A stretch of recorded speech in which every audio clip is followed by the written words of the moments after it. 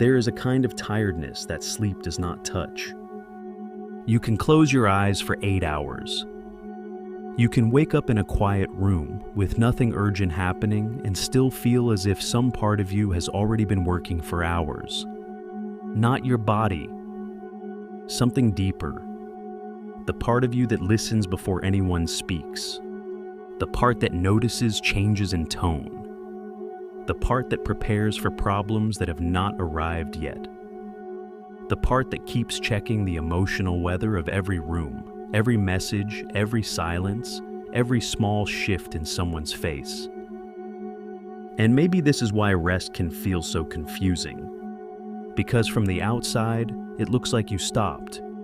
You lay down. You turned off the light. You slept. But inside, something never really left its post. A loyal part of you stayed on duty. It kept watching.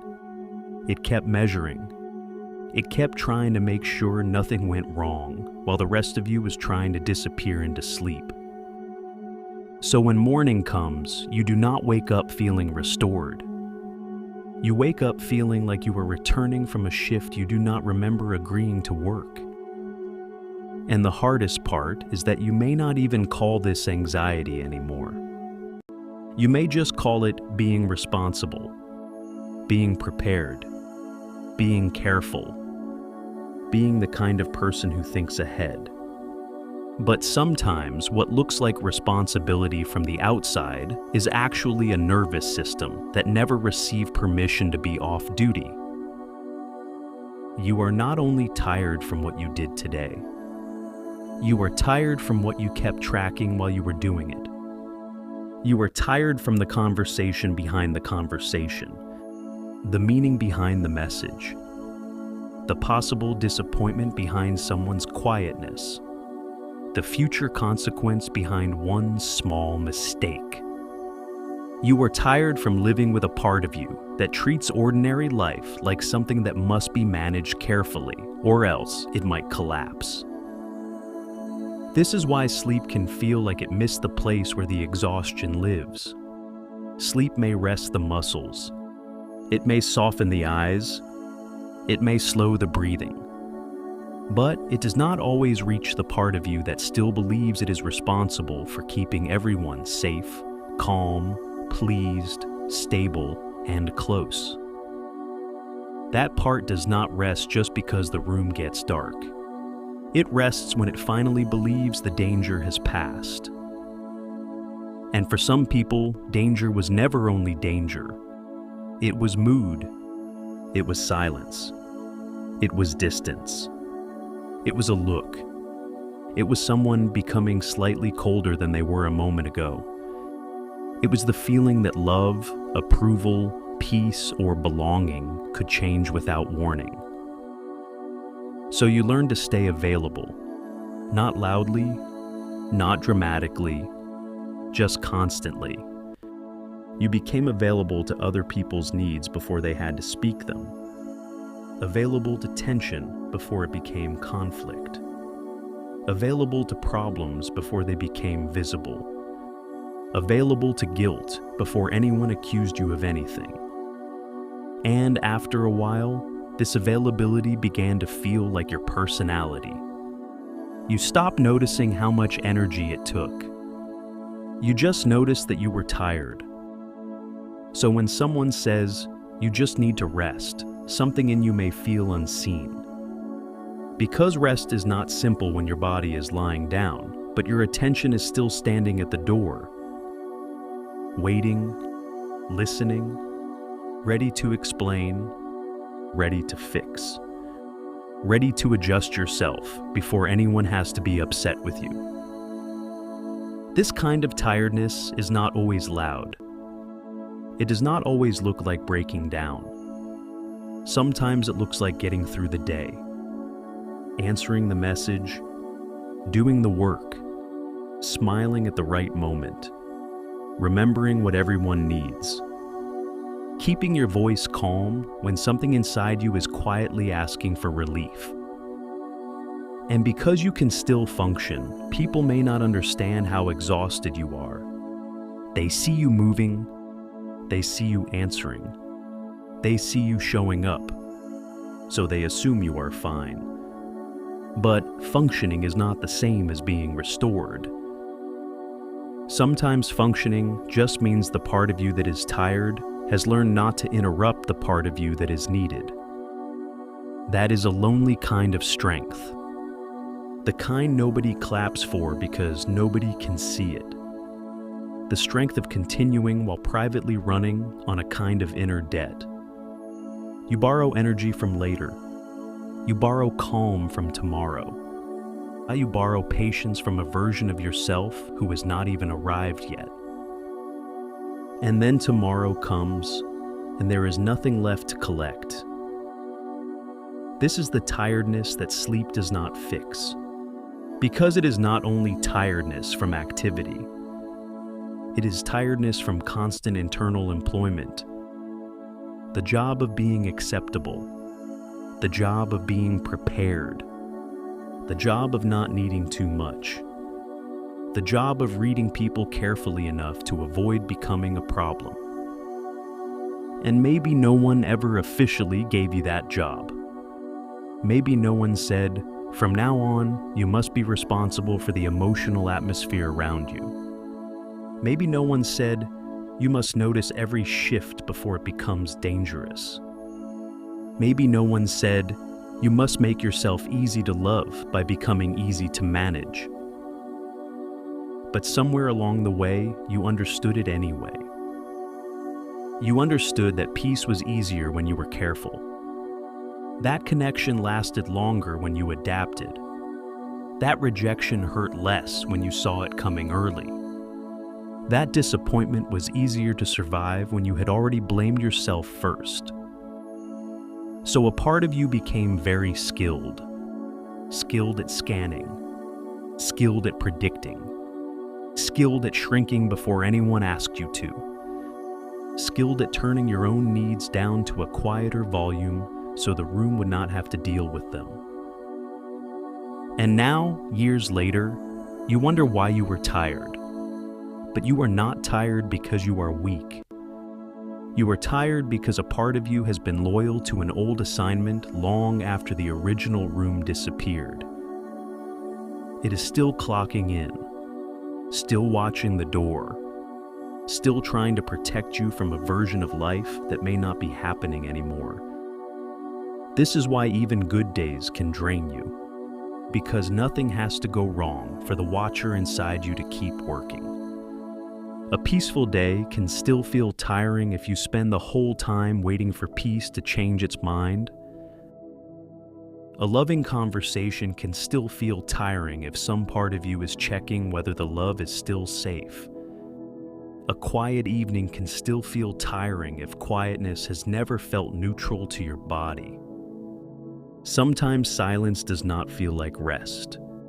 Sometimes it feels like the moment before something is about to be asked of you. So you may fill the silence. You may scroll. You may plan. You may replay. You may keep doing small things that make it look like you are avoiding rest, when really a part of you does not know how to trust it. Because rest can feel unsafe when your nervous system learned that being unprepared costs too much. And this is where the exhaustion becomes confusing. You may crave rest and resist it at the same time. You may want nothing more than to stop, but the moment you stop, you feel exposed. As if stillness gives all the hidden fears more space to speak. So you keep moving. Not because you are chasing success, not because you are ambitious every second, but because movement gives the watcher something to do. And when the watcher has something to do, you do not have to feel how tired it is. But eventually, the body starts telling the truth. It becomes harder to answer simple messages, harder to enjoy things you used to enjoy. Harder to be present, even with people you love.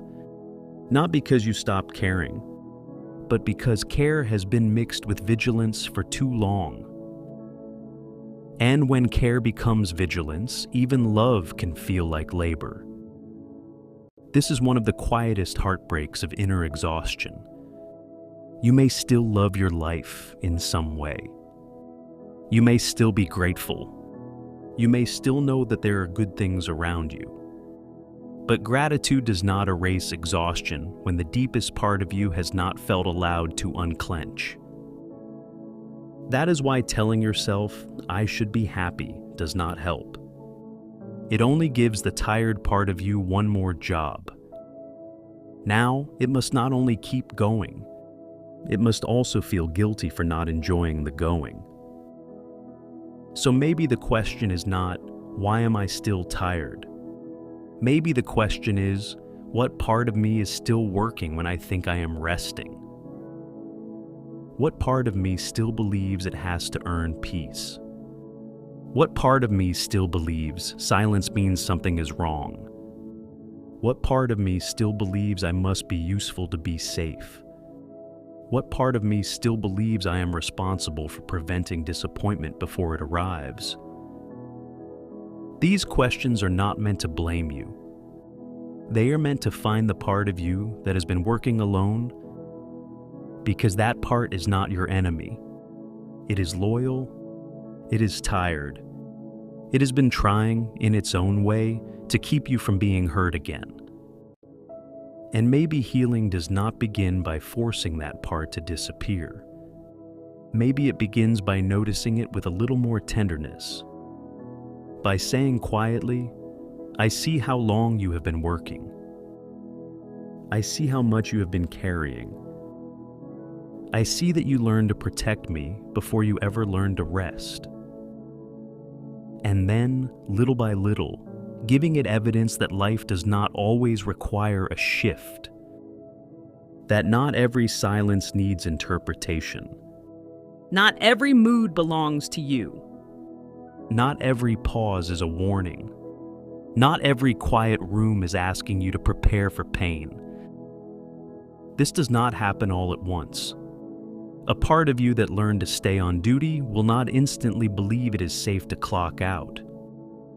It may need time, repetition, gentleness, small moments where you do not rush to fix the feeling, small moments where you let a message wait, small moments where you notice tension in your body and do not turn it into a task, small moments where you remind yourself, "I am allowed to be here without managing everything." Because the rest you are looking for is not only physical, it is the rest of no longer auditioning for safety, the rest of no longer preparing for rejection in advance, the rest of no longer treating your own needs like interruptions, the rest of letting your attention come home to you. And maybe tonight, you do not have to fix your whole life. Maybe you do not have to become perfectly calm. Maybe you do not have to understand every reason you became this tired. Maybe, for now, it is enough to notice the quiet worker inside you. The one still standing guard. The one still waiting for something to go wrong. The one still trying to protect you from a past that taught it to never fully sleep. And maybe you can tell that part, softly, not as a command, but as an invitation. You do not have to solve the night. You do not have to scan the silence. You do not have to keep proving that I deserve peace. You have worked long enough. And even if it does not believe you immediately, something may begin to soften. Not because everything is fixed, but because, for the first time in a long time, the tired part of you is no longer being ignored. It is being seen. And sometimes, being seen is the first real rest.